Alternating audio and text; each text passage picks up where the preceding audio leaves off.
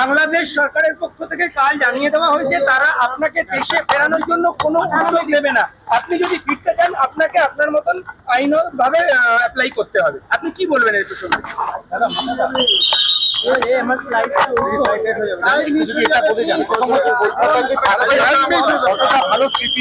যদি না যেতে দেয় বাংলাদেশে, কারণ আমার বাংলাদেশের পাসপোর্ট রিনিউ করে না বাংলাদেশ সরকার, এবং আমার যে সুইডিশ পাসপোর্ট আছে ওটাতেও ভিসা দেয় না।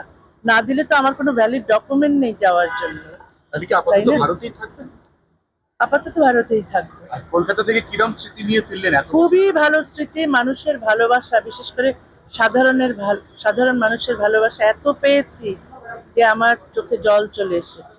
আবার কবে আসতে চান? আবার শীঘ্রই আসবো, অক্টোবরে কথা আছে, অথবা জানুয়ারিতে। আর বইমেলায় তো আসবোই। পুজোয় আসবেন? পুজোয় বোধহয় আসা সম্ভব হবে না, অন্য দেশে থাকবো।